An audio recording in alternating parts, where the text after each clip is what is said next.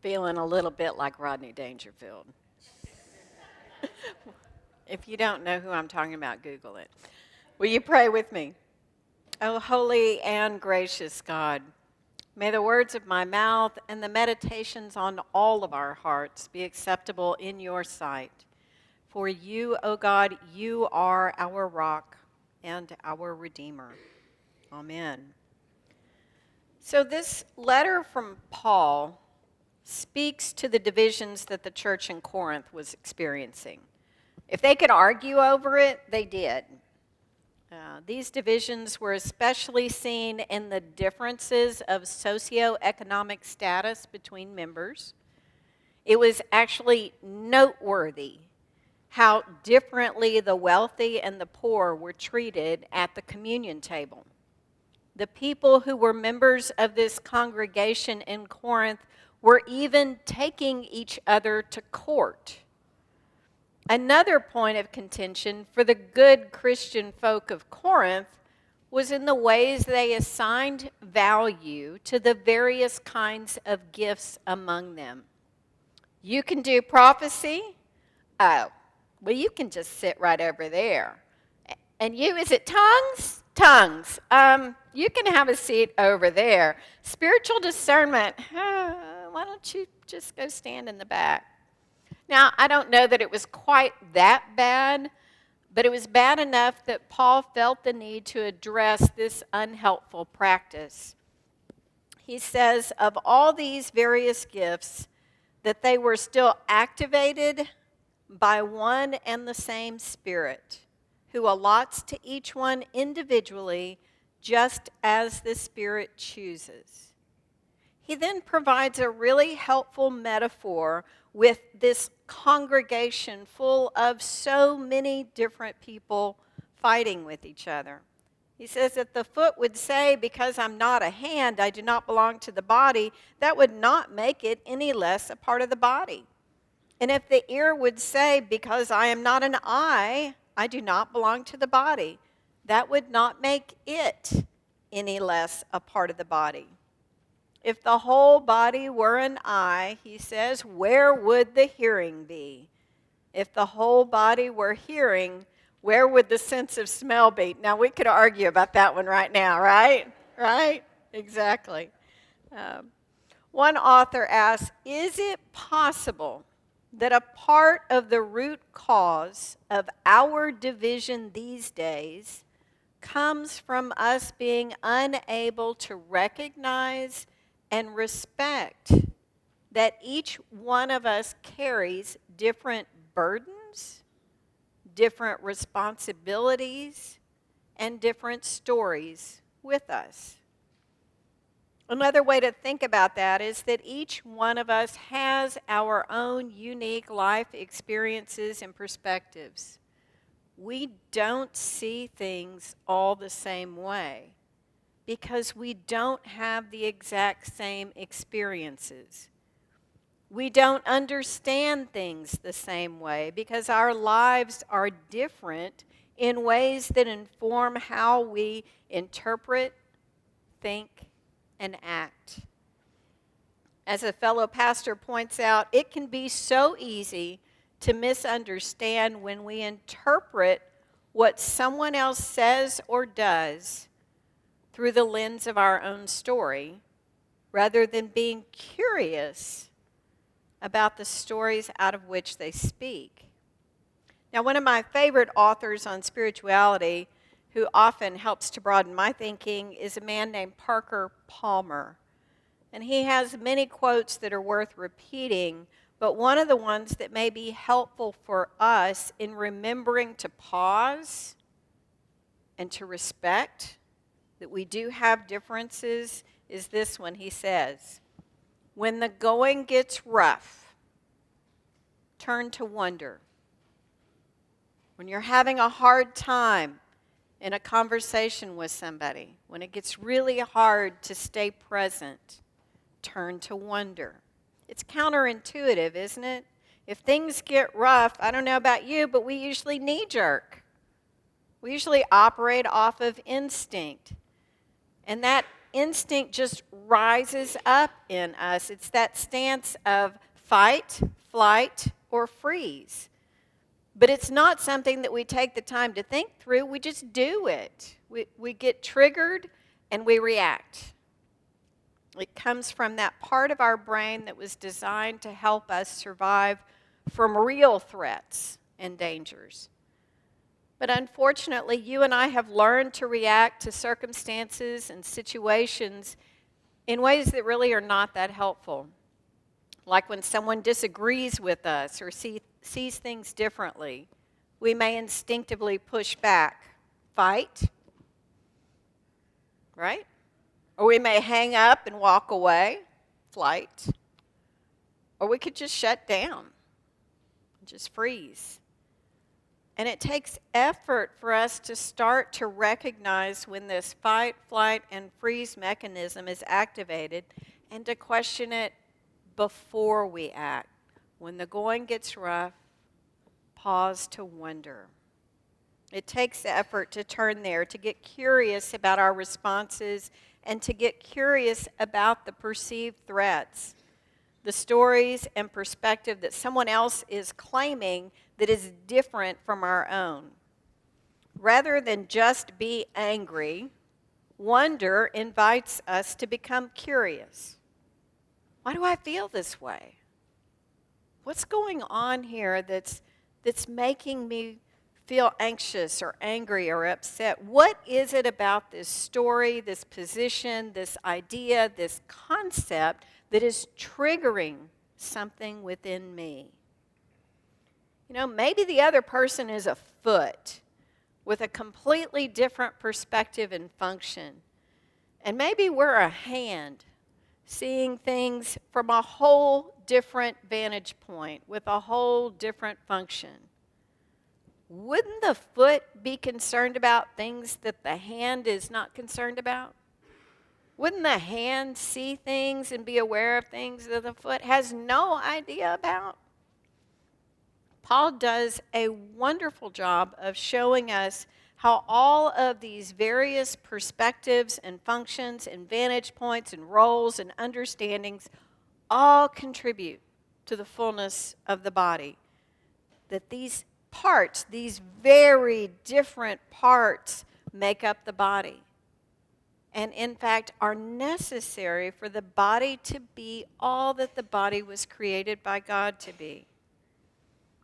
I think it's fascinating how easily you and I can assume that everybody else thinks exactly the same way we do, right? That they like the same thing we do. So we're going to do a fun little exercise. Today really is Participation Sunday. I love this, and we didn't even work that out, obviously.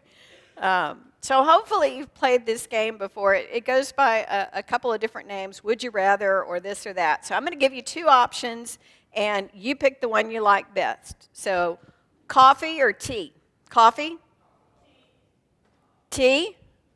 Oh, look at this. Okay. Breakfast in the morning or breakfast for dinner? Breakfast in the morning?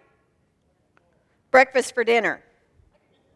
Okay. I don't know what's wrong with y'all. Salty foods or sweet foods? Okay. Pie or cake? Dark chocolate or milk chocolate? Are y'all getting hungry yet? Right? Okay, we'll try something else. Dogs or cats? Wow. Mountains or beach? Beach. Summer or winter? Man, it's been too hot. Indoor activities or outdoor? Today, outdoor. Yeah. Book or movie? Netflix or cable? iPhone or Android? Whoa. Okay, I'm going to guess that most of us are probably okay with whatever answer anybody selected, right? Maybe you said beach, but you also love being in the mountains. Maybe you like cake, but you also love pie. Most of those options are not going to set off triggers for us, right? That's not something we're going to go to the mat over, usually. But there are others that get kind of close, right? So we'll try this. Marvel or DC Comics? We doing all right? Okay. Star Wars or Lord of the Rings? Oh, no, no, no, no, no. Okay, we're going to stop. Uh-uh. No, no, no, no. Everybody knows it's Lord of the Rings. But beyond these basic and possibly unimportant choices, there are plenty of things that I think you and I do feel really strongly about. If we were to take the time to share what we think and believe about some of those that are more challenging, I bet we would find some places where we differ. We may even be surprised.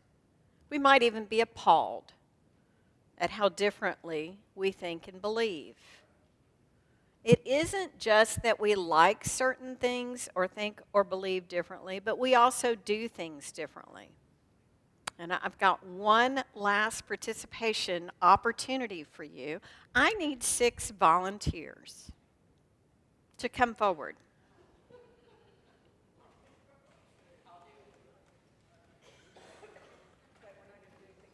Can you do the Jeopardy theme song? We're not dancing. There's no dancing. Okay.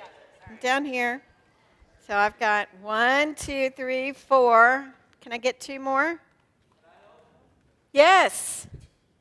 Anybody else? And 1 more. Okay. I have my volunteers.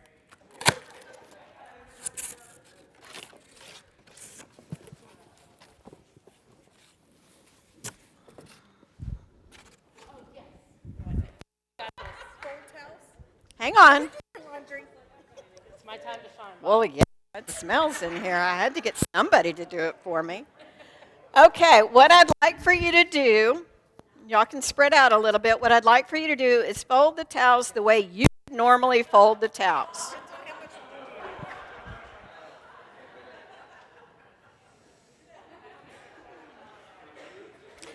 Okay, and just set it on the pew behind you.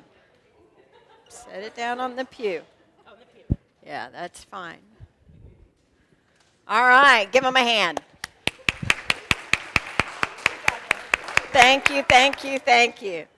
Okay, so we've got one towel that's folded like this.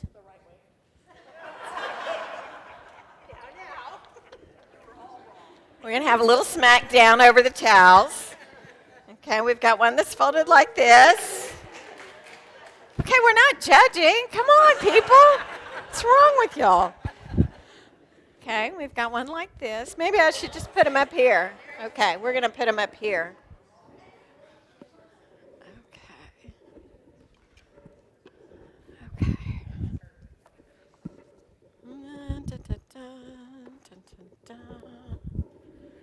And then we've got this. Right. Okay. And then we've got this. We're good with that? Okay. And then we've got this. Okay. Does anybody fold towels any differently than this? You've got one over here that's different? You roll yours. Does anybody else roll your towels? Right? Okay, now how many of you were like me and taught your children, how many of you taught your children the proper way to fold towels? Right? What an exercise in frustration. Because the reality is, one of the things I finally figured out is that there are no towel police. However it gets folded, it is absolutely perfect.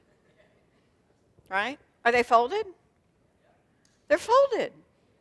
It's fine. They're perfect. And you're probably going to put them behind a door, so it's okay. But we do things differently. We don't even approach a task that all of us, for the most part, share the same way. We all do things just a little differently. In Paul's letter, he really does a great job of reminding us that each of us has something unique to bring that matters for all of us. I got to tell you, my life would be so shallow and one-dimensional if I didn't also have the benefits of your gifts, of who you are and how you share who you are. It seems to me, and you don't have to agree with me, but it seems to me that life already comes with enough challenges on its own. Life can be, in my experience, pretty challenging. We really don't have to add to those challenges or make it worse because things aren't exactly the way we think they're supposed to be. Even when life is hard, there is beauty and joy and laughter and hope and silly games at church. Paul tells us if one member suffers, all suffer together with it. If one member is honored, all rejoice together with it. Ultimately, we make choices. Is it this or that? When we choose to cling tightly to our perspectives and our worldview, when we insist that our view or our way of doing things is the right one, that's a challenge. The other option is we can choose to make space, to listen and learn from each other, to treat one another with respect as part of this beautiful body that Christ has called us to. We can, as Parker Palmer reminds us, choose wonder. With God's help, even when things are rough, I pray that you and I will choose wonder, that we will choose respect. Amen? Amen.